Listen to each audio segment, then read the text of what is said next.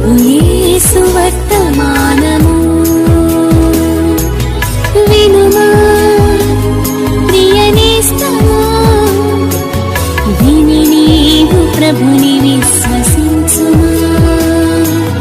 వినుమా ప్రియనేస్తమా, విని నీవు ప్రభుని విశ్వసించుమా. Praise the lord. దేవునికి స్తోత్రం.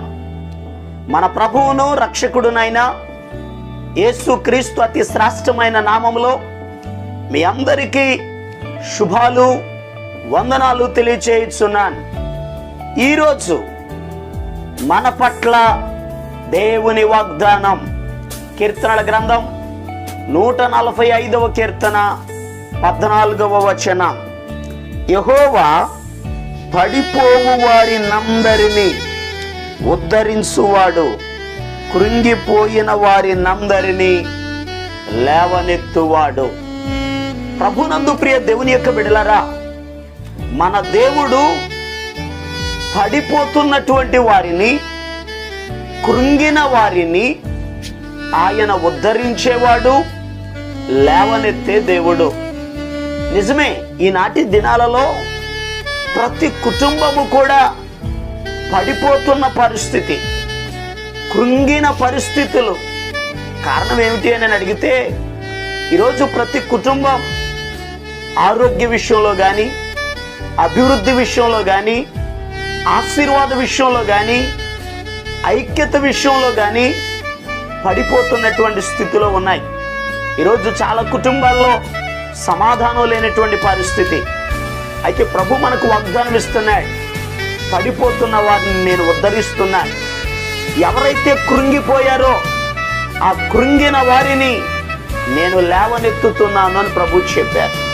నిజమే, మనం కృంగిపోవడానికి కారణం మనం ఎదుర్కొంటున్న సమస్యలే, మనం అనుభవిస్తున్న శ్రమలే.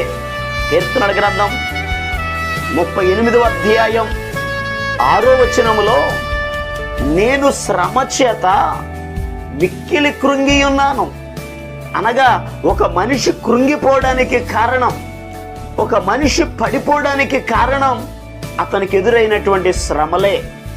ఈ శ్రమలు ఎదురైనప్పుడు కృంగిన వారిగా కాదు మనం ఉండాల్సింది. ఎందుకనగా శ్రమ దినమున మనము కృంగిన ఎడల శాతకాని వారి మగుతామని వాక్య భాగంలో రాయబడి ఉంది. ఆ సమయంలో మనం చేయాల్సిన పని, మనలను లేవనెత్తే దేవుని వైపు మనం చూడాలి, దేవుని మీద ఆధారపడాలి. ఎందుకనగా కోరహు కుమారులు చెప్తున్నారు, నా ప్రాణమా నీవు ఎలా కృంగి ఉన్నావు, నాలో నీవేళ తొందరపడుచున్నావు.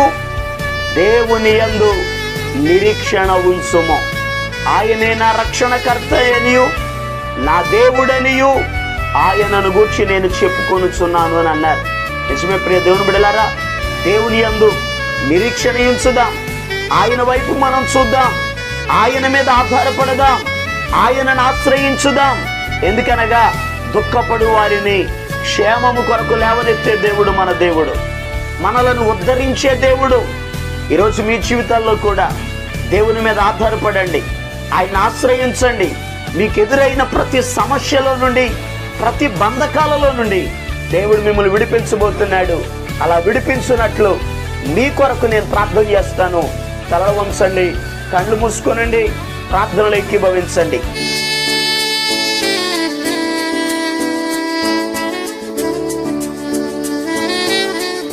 మహాపరిశుద్ధుడును అత్యంత కృపా కనికరాలు కలిగిన మా యేసయ్య, నీకు వందనాలు చెల్లిస్తున్నాను. ఈ శ్రేష్టమైన సమయంలో మా పరమ తండ్రి అయ్యా, ఇదిగో నీ బిడ్డల కొరకు ప్రార్థిస్తున్నానయ్యా.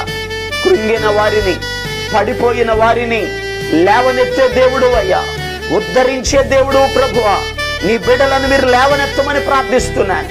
ఏ బంధకాలలో అయితే ఉన్నారో, ఏ సమస్యలలో అయితే ఉన్నారో, నీ బిడ్డలకున్న ప్రతి బంధకాలలో నుండి విడిపించి క్షేమము కొరకు లేవనెత్తమని ప్రార్థన చేస్తున్నాను. నీ నామం పేరట నీ బిడ్డలను మీరు దీవించండి, ఆశీర్వదించండి. నీ సహాయమును మీరు దయచేయండి, కృపాక్షేమములను అనుగ్రహించండి, ఘనమైన నీ కార్యములను మీరు జరిగించండి. మహిమ ఘనత ప్రభావాలు మీరు పొందుకొనండి. ఈ దినమంతయు కూడా నీ బిడ్డలు చేయుచున్న ప్రతి పనిలో నీ సహాయమును మీరు దయచేసి దీవించి ఆశీర్వదించమని యేసు క్రీస్తు అతి పరిశుద్ధమైన నామం పేరట ప్రార్థన చేసి అడిగి పొందుకొని ఉన్నాము తండ్రి, ఆమేన్. మన ప్రభు అయిన యేసు క్రీస్తు కృప మీకు తోడుగా ఉండి నడిపించును గాక. ఈరోజు పుట్టినరోజు మరియు పెళ్లి రోజు జరుపుకుంటున్న వారికి సీసలి మన్నా చర్చి తరపున మా కుటుంబ పక్షముగా మీకు శుభాలు తెలియపరుస్తున్నాం. May God bless you. దేవుడు మీకు తోడుగా ఉండి మిమ్మల్ని ఆశీర్వదించును గాక.